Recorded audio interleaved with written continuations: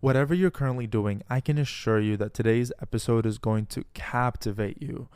I exclusively sat down with the grandfather, the inventor of the barcode, like the barcode, the barcode that you see on every single product that you shop for. And we had a conversation about how the barcode came to be, how they sold it, how they put it in the public domain, and we're just going to dig in. So, um, leave everything you're doing and stick around. Hey, welcome to this episode of the podcast with me, Pierre Subeh. This podcast has no affiliation with everything that I do with Entrepreneur Magazine, my affiliation with Forbes 30 Under 30, my investments, the companies and projects I'm involved with. This is completely separate and it's for entertainment purposes only. So I'm required to say that it's not for educational purposes, but it kind of is. Just don't take anything I say seriously and fact check me, but don't hold me on it because this is not National Geographic. This is not Netflix. We're just having fun and we're exploring the world together. We're asking these questions. Today's episode obviously means so much to me because we're starting something new that I've always wanted to do. Hold on a second. Let me put my phone on Do Not Disturb. Oh, I thought I did this. So today's episode is really important to me because it's the start of something new. I think it's really important for everyone, including yourself, to always ask questions. And for me, I'm really curious about a lot of different things. And I have the privilege of being able to speak to some really cool people. And so we're working on putting this together for you in this format. And today we are talking about something that both you and I touched this week. And no, it's not what you think. We're speaking barcodes. You see, barcodes surround us everywhere, not only in the supermarkets, but everywhere. They're in grocery stores, they're on Mars, they're in the deepest point on Earth, they're everywhere. And I remember barcodes for as far as I've lived. Like, I remember barcodes since forever. They're such an important part of our lives, yet we somehow, and by the way, barcodes by nature are kind of ugly in the sense of, they're just black and white strips. But they've become such an incredible technology that they just faded. Like, we don't even recognize them anymore. As we would have recognized them if they were just born today. But the cool thing about barcodes is that my personal story with them, I loved barcodes as a child. My dad, to this day, is like in the grocery world. He has like these small, how do you call that? Not a deli, but he has these small grocery stores, bodega, I think. I don't know. Anyways, he's in that business, and my first job was actually one of my first jobs. I was just like 13, and it wasn't a job because I was told to. It was a job because I wanted to. But I would go in and I would help him with a lot of packaging, unboxing, filling the fridges. But point of the story is I was fascinated by barcodes, and I always wanted to know how they work. So one of the things I purchased when I was really young is a barcode scanner. And I would just love to scan them for fun. I just couldn't understand how we don't have at the time, and this was only like 2012, how we don't have amazing cameras that can autofocus, true autofocus, how we don't have amazing phones, but yet somehow we magically have this scanner that's not that expensive. You can point it in any angle at any time of the day, and it would somehow just scan a barcode. Like, that idea to me was so bizarre in so many ways. I can't even explain it to you. The cool thing about it is, how does it work, and why did it exist for so many years? So, anyways, I went into this like crazy research hole, um, rabbit hole, and we did all this research, and I was able to have a conversation with like the father inventor of the barcode. And you know how whenever something is invented, everyone claims to have invented it, blah, blah, blah. there's so many names that you'll see for like different technologies that who actually invented it, but this person was the person that really put in all the work, put in the teams together, dedicated a big part of his career to this, and he knows secrets that he exclusively told me in our interview that you'll see later. Basically, you're telling me, like, when we look at the barcode, you led the team that invented the barcode, like the actual barcode. That's correct. Wow. It's so game changing. I'll tell you why. Um, I grew up my entire life, and my father owned grocery stores. I think I was like 14. I made him purchase a barcode scanner for me, and it was USB, so I'd connect it to my computer, and I would scan random things, and it wouldn't really input into any software because it was just making the sound and scanning. And I found so much joy in that. I can't explain it to you. It's like what people now feel when they try AI and all these technologies that are new to them. To me, that was to this day the most magical moment when I could just scan something and it would just make that beeping sound. I really had a fascination with it. And I had a fascination because I couldn't understand it. I had a fascination because we grew up in a Caribbean island called Curacao. And small grocery stores don't necessarily have all the technology to use a POS system. This is a really personal story for me because I've had fascination with barcodes and I've seen them in action. And one of the very first things I want to ask you is, did you know what it was going to do to the world, or did it just feel like another thing that you're developing as a product? Did you know? Did you feel that it's going to change the entire world we live in? Yeah, I think at the point in time where we got selected as the international standard, then we began to feel, oh God, my God, this is really going to hit. Before that, we were worried, were we going to be able to make it work? I mean, we could make it work, but could we implement it? I mean, could we get it printed on all the merchandise? I mean, and what about the error rates and so on and so forth? There was a code that was selected before, that was not selected, but that was invented before ours, the bullseye code. And but it took up a lot of space, and it was easy to scan because you didn't have to orient it to pull it across the check stand. Whereas the bars, you don't have to do that either, but that's trickier with bars because if you have concentric circles, then one line of a scanner is all you need, and it'll eventually go through the middle, and it doesn't matter how it's oriented, it'll be the same. But in an inexpensive printer like your small grocery store that you talked about, or at the beginning, all grocery stores for the first 5 years, all grocery stores, you had to have an inexpensive, cheap little printer. And the printer, for example, would often have too much ink in it or too little ink. If it had too much ink, the bars would be too fat and the spaces then became much slower.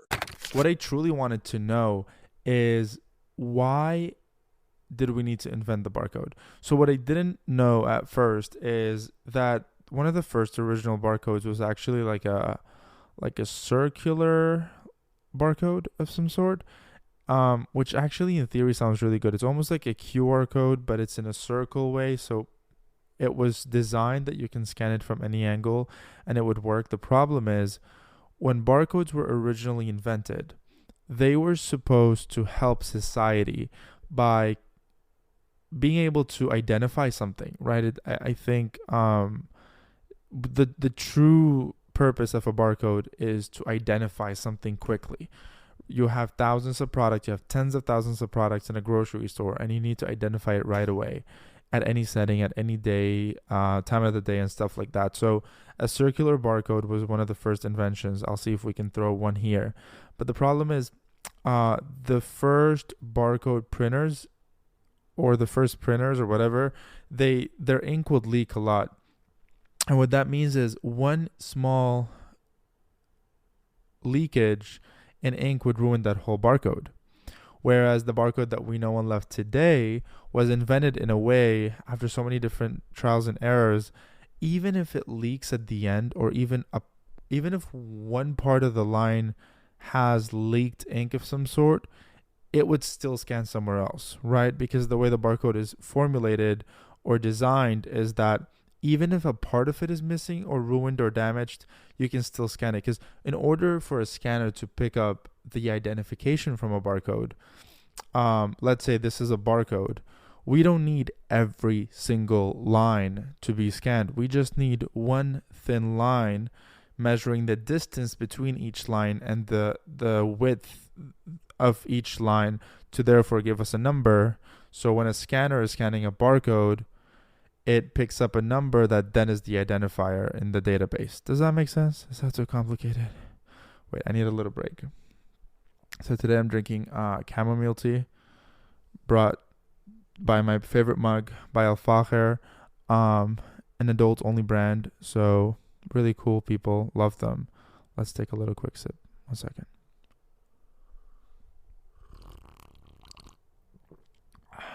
Back to the early days of your career. Give me the year, give me the place, and just let me know how was it that it led up for us to create the barcode. I actually joined IBM in an organization, and I think it was the picking of the organization that really. I joined IBM in 1960, and it was the Advanced Systems Development Division, and it was a division that was in between research and development. Development was, hundreds of millions of dollars, and research was a small fraction of that. And this was a small fraction of research, but it was an organization that was asked to look into applications of computers, which IBM was selling at the time, that would add a lot of opportunity for sales of more machines, but that just needed one or two things that were missing in order to fill in the opportunity to create that application, to make that application work. And so in the next 9 years, and I'll jump through that very quickly, the next 9 years, I worked on all different kinds of technologies where we were looking for that kind of thing. Primarily for me at the beginning, it was scanning.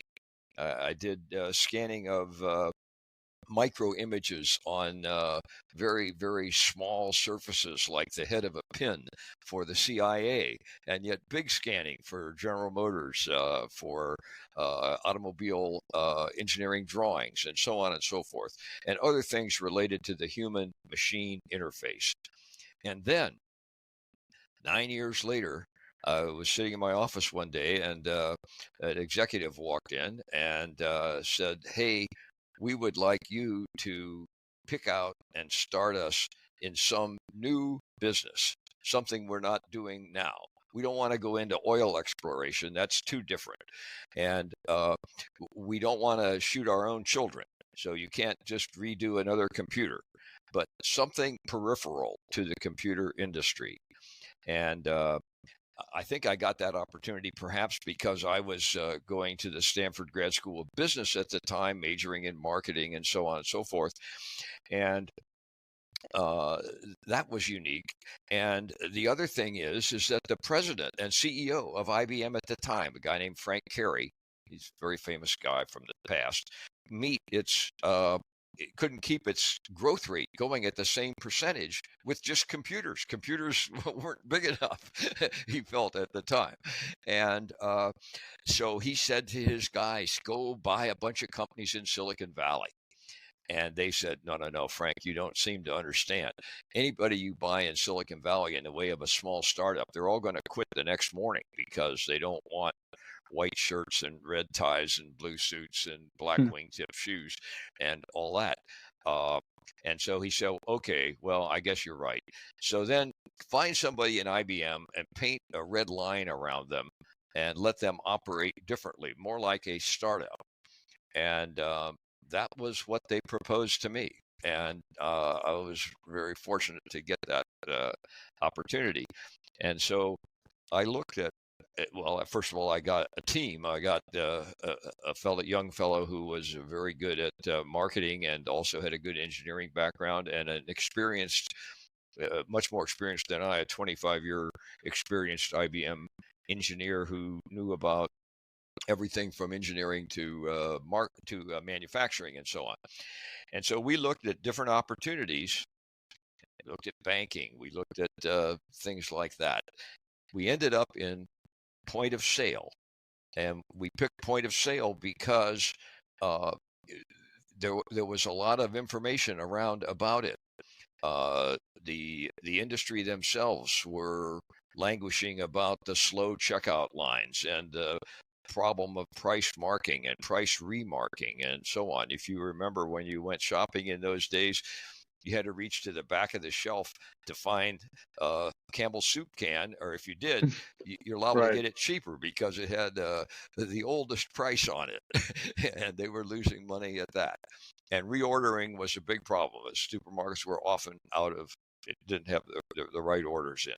And IBM knew a lot about this because we had the backroom computers in most of the big supermarkets of the day, in the Kroger and the Safeway and so on, and also in retail, in Macy's and Emporium, and so on and so forth.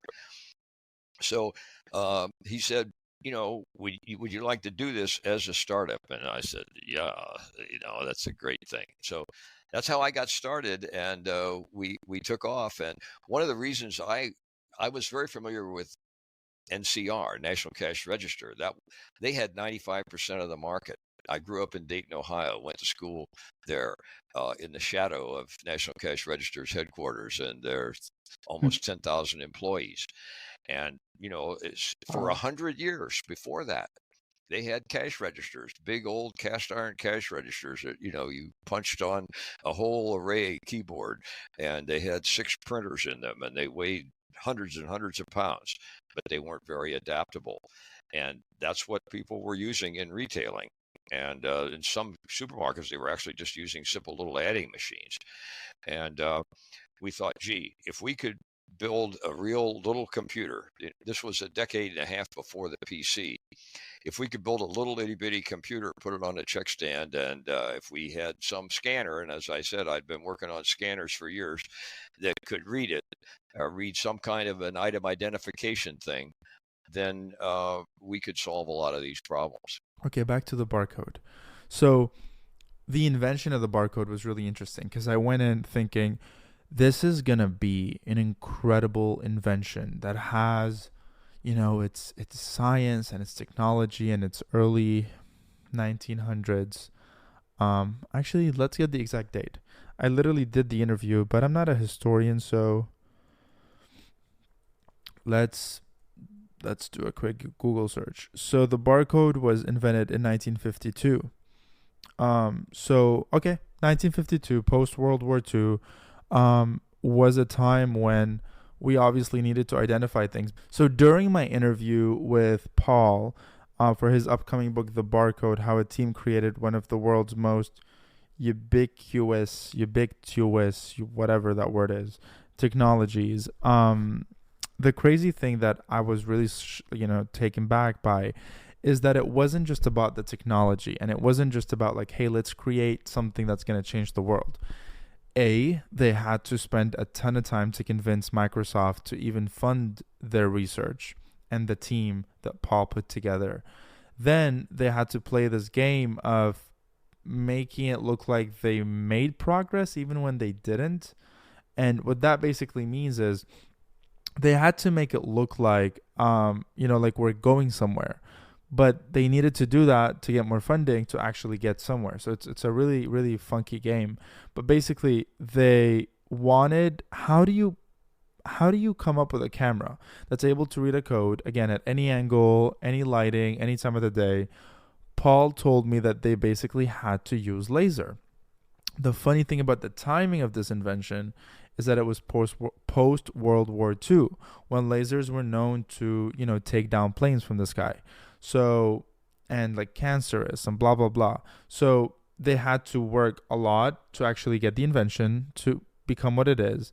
And then they worked really hard to convince people to actually use barcodes and use barcode scanners.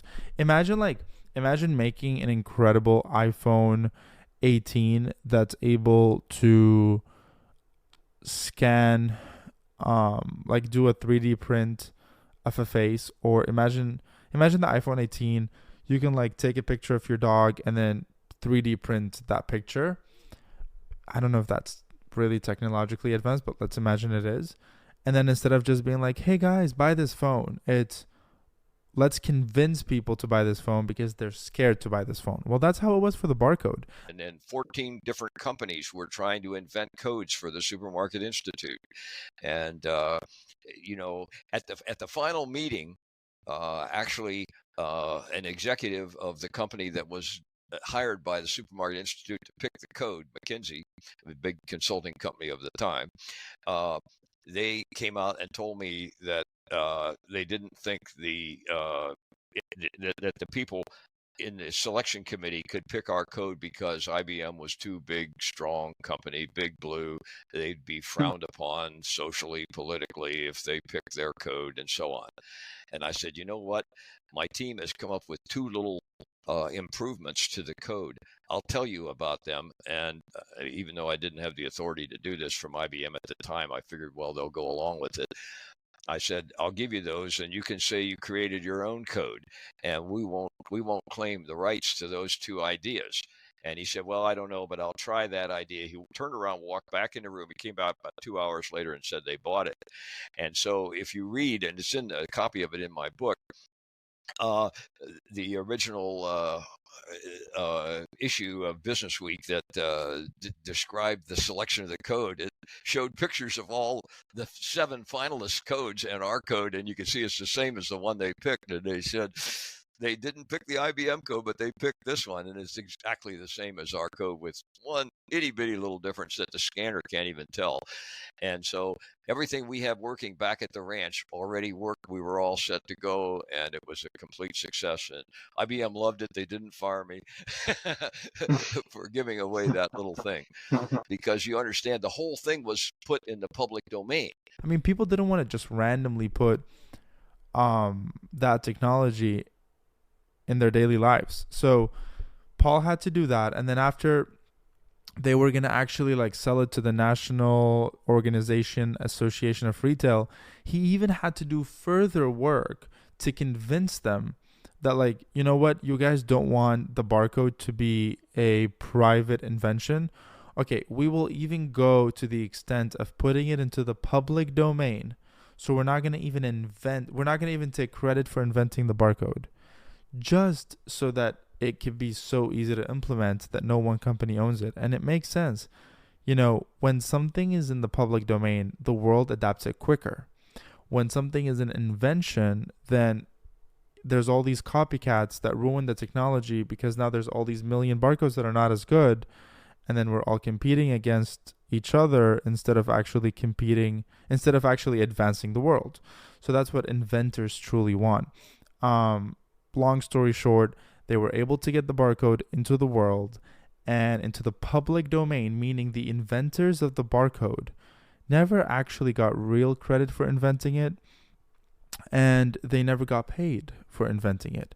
Because you have to remember that at the time, and even today, but let's say at the time, they worked under these massive companies that would pay them salaries and bonuses and stuff like that. So if you're inventing something in the new iPhone, the iPhone 18, your name is not really on the patent. And even if it is, that doesn't really give you like a stake at every time that technology is used. So that was really shocking to me, because I thought that, Paul is a millionaire, billionaire. Maybe he is, but not from inventing the Barcode. In fact, I asked him if he's rich. Let's go to that clip. My producers wrote a script, but I don't want to follow that script because I think we're going somewhere way better than that. I want to ask you, did the Barcode make you rich? Are you rich because of the Barcode? No, absolutely not. I never got a dime for it. I mean, the only thing I got for it was I got promoted in IBM and I got to higher positions and so on and so forth. So that was all nice. Nobody ever made a dime on the Barcode from a patent point of view or anything like that, because the Supermarket Institute, they had the idea they needed this item identification, but they realized, they didn't know 10 billion, but they knew this is more than 50 years ago. They knew that it was going to be ubiquitous, and they didn't want to make somebody richer than the Bill Gates of the time, and so on and so forth. And so they said, either put it in the public domain or don't submit it. So one or two had patents on it, but the patents had expired, so they didn't matter. And we published everything. It's public. It has complete rights to the code. Nobody got a dime extra for the code. But of course, IBM, as I mentioned, NCR had 95% of the business worldwide in check stands before we started. And about 5-7 years later, maybe 8 or 9 years later, IBM had the great majority of the percentage, and NCR had pittance, and the size of their company went way down. So and that was because we had produced an entire system that integrated other computer capabilities such as communications and file recording and automatic inventory management and marketing, all kinds of marketing tricks and everything into a system. So it was a major system. So it started out just item identification and so on, but it became a major system. And how that works. You look at Amazon today, and Jeff Bezos is the guy who really made out because, how many scans are there of every item that you order from Amazon? It has to scan something just to decide what line to go down to, what box to go in, and so on and so forth. Does it make you happy to see what happened with the world and its adaptation of the barcode, or does it make you angry? What do you feel? No. It makes me very happy. I kind of figured out growing up that one of the real opportunities of life as an engineer is to have a positive effect on society in some fashion, just maybe even a little bit, make some people happy and so on and so forth. And I just happen to be lucky enough to be working on one that went viral, I guess, as they would say. But I mean, Yes, viral. it's all over the world and it's everywhere. And yeah, it's really great. And I do the shopping for the family, and I go to the supermarket, and sometimes I use the self checkout, do all the little scanning and so on and so forth. And yeah, I feel really good about it. I think it is an opportunity when you do something that, if you can see how it does affect positively other people's lives. If you would just start over again and do it now, and the barcode didn't exist, with all honesty, would you take that idea and go somewhere else and take a team and make a startup? Would you stay at IBM? How do you think today people should approach an idea? Because it's very political. Everything you said is very political. I mean, it's always, it's not just the invention, it's everyone wants to make money off of it and everyone Oh wants yeah, to own it. yeah. Well, I'll answer your question in one way. I think the way IBM was at the time, I think it's a different company today, but the way it was at the time, and I haven't been associated with the company since 1984, so that's a long time. But the way it was at the time, I think it was very unique. An interesting comment about that is that I had a friend, a person who I had known at the time, it wasn't really close to him, named Bob Miller, and he wrote a quote for me for the back of the book, and he read the book, and he said that it hit him that the way IBM operated at that particular point in time, and the way that I fit into it and was able to manage my way around it to the different levels and so on of management, of sales, of engineering, of manufacturing, and even politics. It was a real story for how to make a success out of a new startup kind of thing, like a startup inside a big business. And I think that, and he thought that the fact that I was in IBM, it might have been the best way possible for the thing to become a success. I mean, I put together a story, and I went to IBM. I asked him for $600,000, $300,000 the first year, $1 million the second year, and $3 million the third year. And don't bother me in between. And that's kind of what they did.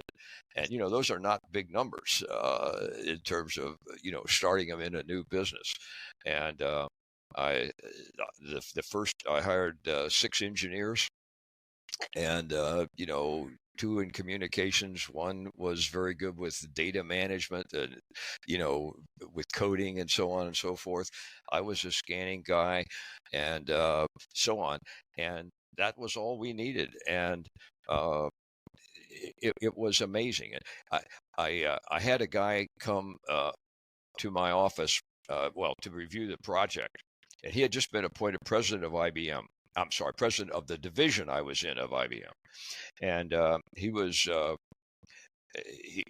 big, tough guy, and people were, you know, they shook when he walked around, not because he was so heavy, which he was, but because he was so tough. And he came down and he said, he came in our laboratory, and we had the scanner set up in there on it in a check stand.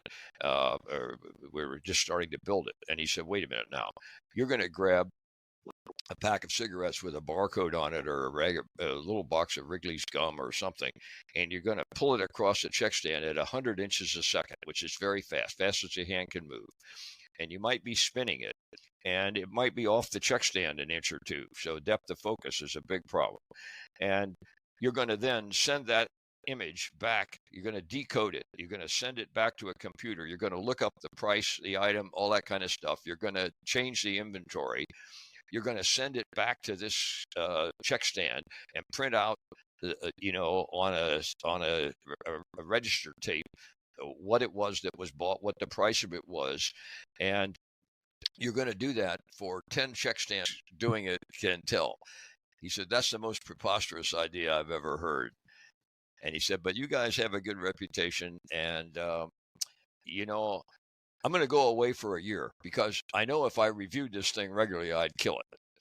I won't touch you for 1 year. I won't do anything for 1 year, but I'm coming back here in a year, and it better work, or your desk is going to be in the parking lot." Oh my Okay, gosh, he the left. pressure. Yeah, he left. And he came back 1 year to the date. He didn't miss it by even a day. And he walked in, and we had a item there, and he threw it across the check stand as fast as he could, spinning, and it read it. And he just looked around, he rolled his eyes. And then he got down on his hands and knees and opened up the box underneath it to see if we didn't have some skinny little engineer folded up in there, you know, putting the answer. And he was kidding, of course. And he said, "Well, I'll be," and then, you know, I can't repeat the rest of it. And that was it. You know, we made it. And, you know, I don't know how many places will let you do that. You know, they go away for a Right. year, and we had it working. And so, and after that, I mean, he was extremely supportive, very, very supportive. So, I mean, we had lots of other problems of a political and social nature, you know, taking the price off items, putting a laser in the scanner, which is how we read the thing, with, you know, people were afraid of lasers. They were using them to shoot down airplanes, as some senator said. And he introduced legislation into the government that we couldn't use them in supermarkets because they were shooting airplanes down with them. You know, he didn't understand the difference between a little one and a big one, and so on. Wow. Wow. So basically, the challenges, I mean, there were plenty of challenges, as in any new invention, any sort of change. Society is always afraid of change. That's what I'm realizing. We're afraid of what we don't know. We're afraid of anything that feels new, Yeah, until so true. somehow it becomes a daily part of our lives, right? So now Right. I was reading about your upcoming book, which we'll talk about in a second, and the foreword basically said, when a technology becomes so good, we don't even realize it anymore. We don't realize the barcodes. We don't even notice them, because it becomes integrated in our daily lives. That's But right. that took so many years. So going back again to day one, or day 100, or day 1,000, what was the challenge that you really remember, was personal to you, right? Like, you were more on the scanning side, but what was something that you really to this day remember that people don't know about? Yeah. Well, one of them on the social side for sure was our first store opening. I sent my very best engineer up to the store open to make sure it would open. It was Giant Foods in Tyson's Corner, Virginia, just outside Washington, D.C. And he went there, and he called me first thing. I'm sitting by the phone just waiting, okay. And I said, Alex, does it work? He says, no, they couldn't even open the store. Oh, what? How is that possible? I even had the controller duplexed. Everything was duplexed. He said, well, the pickets are outside. They won't let anybody enter the store. The union is blocking them. And well, because the prices are not going to be on the items, and they still were, but they weren't. They were going to take them off. So that I hadn't expected that, and that Hmm. I ended up becoming kind of a a person that is a lobbyist. I had to visit 18 states passed laws against it. I had to go here, there, and everywhere. I remember going to Montana and talking to the committee that was going to decide on it. And frankly, they were very receptive. And when you covered the gory details of the thing, they said, "Okay, we'll recommend that the legislature pass it." It all kind of comes down to a little story in our first test store, which was in Montreal, Quebec. And I went up there and was watching the store operate. This is even before any stores were operating in the United States. It was a test store, so it didn't really count, but they were scanning. And there was an executive from the Canadian government in the store. And he stopped an elderly lady who was walking out of the store with a cane and a bag of groceries. And he said, "Are you really upset that this system is here and the price isn't on the items?" And I could hear the little lady because I was standing right next to her. And she said, "Oh, no. Hey, I really like this because before I never knew what I paid for an item because you just got a slip that just said 59 cents, 39 cents, 29 cents, whatever. And, you didn't know what it was. Everything was just, there were no description of what you had bought. It was just a number is all you got, just the number." And she said, "Now look at this." And she pulled out her checkout slip and it showed, Wheaties, this price and whatever. And she said, "Now I walk down the street and I take my slip and I can compare the price with what the store down the street is charging for the same item. And I get to price shop. I could never do that before. And besides, the prices on the shelf, and that was good enough for me anyway. And we never heard any more problems from the Canadian government. But 18 states did pass laws against it in the United States, but they petered out after a year or two. California's law said that if you had a scanner, then you had to put the price on the item, but if you didn't, you didn't. But they wrote the law so that it would expire automatically in a year if nobody objected, and there were no basic objections at the end of a year, so the law just crumbled and fell away. But I didn't expect all of that. Of course, Paul. Wow, it's so fascinating, and I'll tell you why. It's because me personally, and my generation, I can't imagine living a life where things were different. And I walk into a grocery store. I scan the barcode with my iPhone. It instantly tells me the calories of a product, what it has, its recommendations. I can price compare. I can go on Amazon, scan the barcode, and see if I should get that on Amazon instead. I'm literally in the cockpit of full control as a consumer. And to think back that the challenges were so significantly different that we were even debating implementing in technology is crazy. And I do have to tell you, it's a question actually.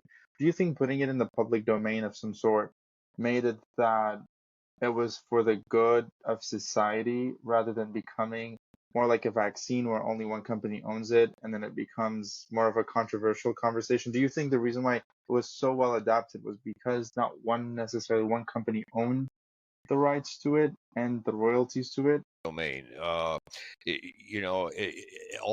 things that you said about it are true. Uh, one company wasn't just pushing it. I mean, look at Apple and the iPhone. There are a few knockoffs and so on. But in this case, it's very efficient that there not be knockoffs. It's very efficient that the same code that, you scan in China and India and South Africa is the one you scan in the United States, and that it has one number, and people manufacture post serials, can send it everywhere. And uh, now there is a, of course, if you were a purist, you might say, well, there's a country code on the front of the code. There is, but everything looks the same, and if you're in that country, that's the way your computer works. But the code is the same. And there was an immense amount of work that went into finding out how to put the bars, how to encode the bars, and what the relationship is. And I should mention that the last, the appendix in the book, I put a 40-page appendix in the book, which tells for the guru readers that are mathematicians and physicists and engineers and want to get all that story, they can read the appendix, because I wanted the rest of the book to be readable by everybody who isn't, a mathematician doing differential equations. But all of that is in there, and it was very, very important to put that in, and it took a lot of analysis to do it. And that's another reason why it was good that a company like IBM did it. And I had to work pretty hard to get IBM to support all that, knowing they weren't going to get any patent on this thing, and that whatever rights they had to it, they're going to have to share with everybody, and they just have to build the best product if they want to have the most sales. And that's fair, and I think that's good. I think it's wonderful that they did that.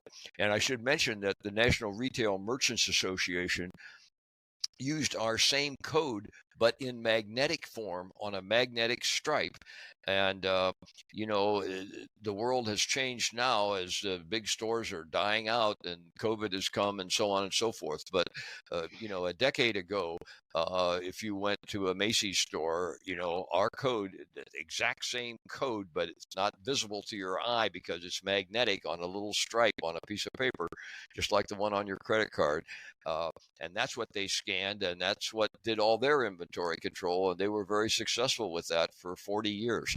And as I said, it's now they're finding that they can do more with just a plain optical barcode, so they're probably, most of them are going back to that. But I do think it was a great thing for society that it wasn't a patent.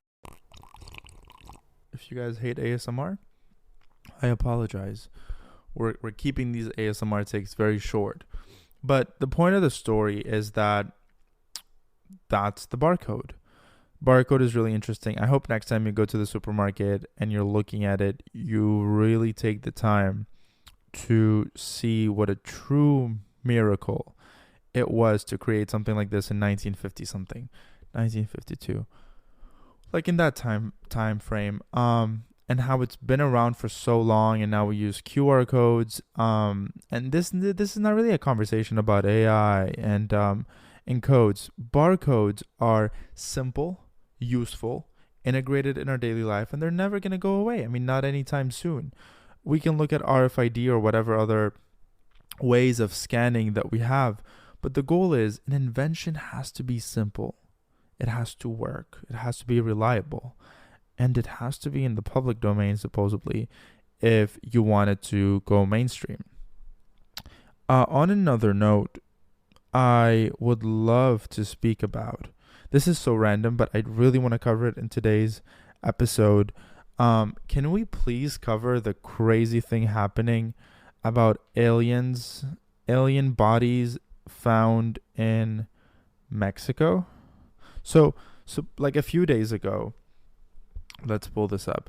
A few days ago, these scientists had like a Congress hearing of some sort in Mexico, where they went to this hearing and they showcased the skeletons of alien bodies or corpses that they found more than 1,000 years ago. I'll put them somewhere here. And the point of this is, it's really interesting because a lot of people don't know this.